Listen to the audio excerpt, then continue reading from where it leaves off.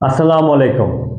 আমরা সকলেই জানি যে বাংলাদেশ সরকারের অবকাঠামো গণতান্ত্রিক প্রক্রিয়ায় পরিচালিত হয়ে থাকে। আর এই গণতন্ত্রের মূল ভিত্তি বা মূল স্তম্ভ বা পিলার হচ্ছে রাজনৈতিক দলগুলো। একটি দেশের রাজনৈতিক দলগুলো যত বেশি শক্তিশালী হয়ে থাকে, সেই দেশের গণতন্ত্র তত বেশি মজবুত হয়ে থাকে। আর এই রাজনৈতিক দলগুলোর মূল ভিত্তি হচ্ছে জনগণ। বাংলাদেশের জনগণ অনেক বেশি রাজনৈতিক সচেতন।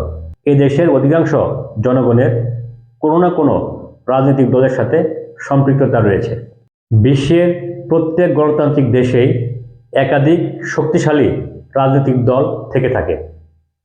এই রাজনৈতিক দলগুলো মানুষের ন্যায্য অধিকারের পক্ষে কথা বলে থাকে, সামাজিক ন্যায় বিচার বা আইনের শাসন প্রতিষ্ঠা করার জন্য কাজ করে থাকে।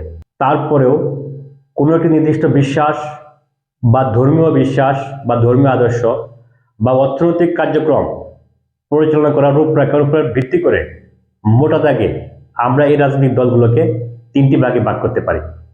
যেমন ডানপন্থী রাজনৈতিক দল, বামপন্থী রাজনৈতিক দল এবং মধ্যপন্থী রাজনৈতিক দল। আমরা প্রথমেই ডানপন্থী রাজনৈতিক দলের মতাদর্শ নিয়ে কথা বলবো।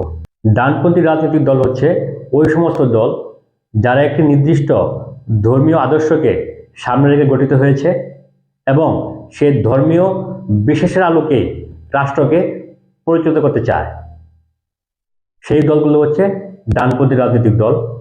অথবা একটি দেশের প্রচণ্ড জাতীয়তাবাদী আদর্শ থেকেও ডানপন্থী দলের উৎপত্তি হতে পারে। ডানপন্থী দলের বাংলাদেশের উদাহরণ হচ্ছে যেমন জামায়াতে ইসলামী, ইসলামী আন্দোলন, খেলাফতে মজলিস, খেলাফতে আন্দোলন। এই দলগুলো হচ্ছে ডানপন্থী রাজনৈতিক দল যারা ইসলামের আলোকে রাষ্ট্রকে পরিচালিত করতে চায়। আবার আমাদের পার্শ্ববর্তী দেশ ভারত, সেখানে কিন্তু হিন্দুত্ববাদী দল ভারতীয় জনতা পার্টি বা বিজেপি, সেটি হচ্ছে ভারতের জন্য একটি ডানপন্থী দল। আবার আমরা ইহুদিবাদের উপর ডানপন্থী দল দেখতে পাই ইসরায়েলে।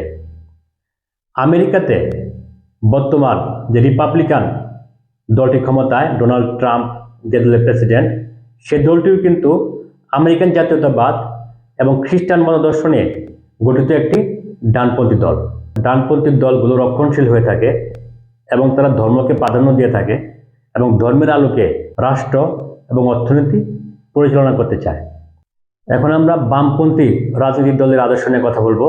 বামপন্থী রাজনৈতিক দলগুলো সমাজতান্ত্রিক দল হিসেবে পরিচিত। তারা সমাজতান্ত্রিক অর্থনীতির মাধ্যমে দেশকে পরিচালনা করতে চায়, যেখানে সমস্ত সম্পদ থাকবে রাষ্ট্রের অধীনে এবং সেই সম্পদের সুষম বন্টন হবে। সমস্ত মিল, কলকারখানা বা ফ্যাক্টরি থাকবে রাষ্ট্রের অধীনে এবং সেখানে প্রত্যেক নাগরিক তার যোগ্যতা অনুযায়ী কাজ করবে এবং সকলে সমান অধিকার বা সমান সুবিধা ভোগ করবে।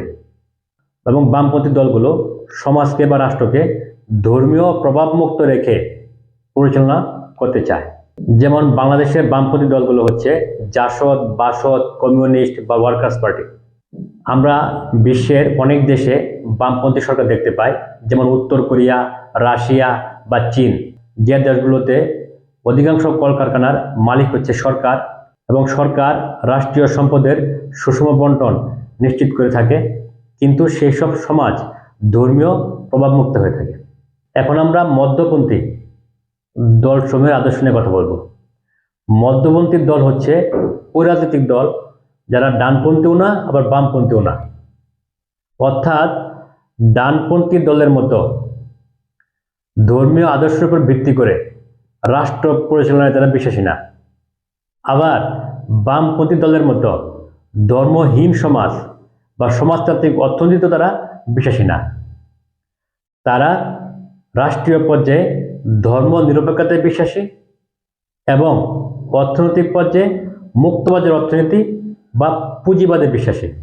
মধ্যপন্থী দলগুলো বিশ্বাস করে থাকে যে রাষ্ট্র হবে ধর্মনিরপেক্ষ, অর্থাৎ প্রত্যেক নাগরিক যার যার ধর্ম ব্যক্তিগতভাবে বা সামাজিকভাবে পালন করতে পারবে, কিন্তু রাষ্ট্রীয় অবকাঠামো বা রাষ্ট্র পরিচালনা হবে ধর্মীয় প্রভাবমুক্ত।